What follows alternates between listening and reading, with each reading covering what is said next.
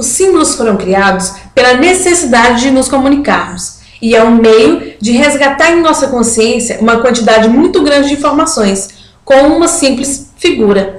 E é sobre o símbolo dos elementos químicos que vamos falar hoje. Imagine seu professor em uma aula de laboratório pedindo para você adicionar soda de padaria a uma solução diluída de ácido acético. Ou então, pedindo para você não tocar na pedra infernal.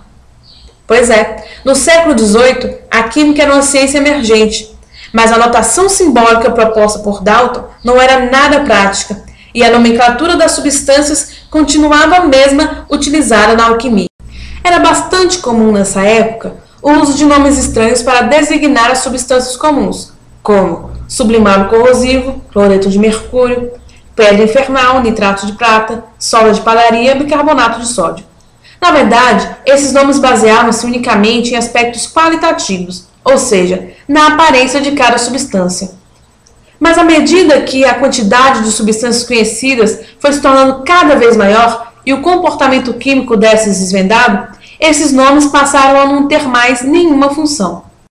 Foi aí então que em 1787, Lavoisier, juntamente com outros químicos, iniciou o trabalho de elaboração de uma nomenclatura mais racional. Mas foi o químico sueco Jacob Berzelius que, com base no trabalho de Lavoisier, conseguiu chegar a um sistema simples e lógico de notação química, abrangendo o nome e a fórmula das substâncias. As regras criadas por Berzelius em 1814 e adotadas pela União Internacional de Química Pura e Aplicada para a sistematização dos símbolos dos elementos são internacionais, ou seja, o nome do elemento químico muda conforme a língua de cada país. O símbolo, porém, é o mesmo em qualquer parte do mundo. Mas como representamos os símbolos dos elementos? Como exemplo, o tungstênio.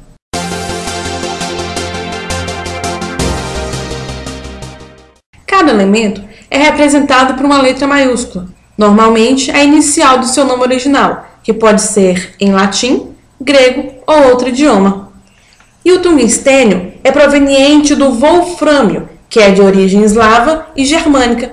Na tabela periódica, esse elemento é representado pela letra W.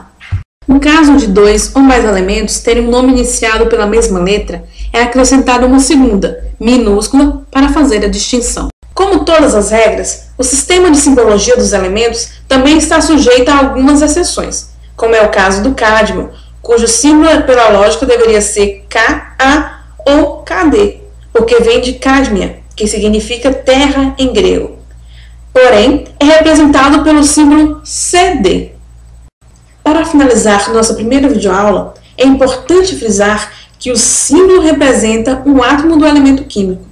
Na próxima aula, vamos falar sobre fórmula das substâncias. Até lá!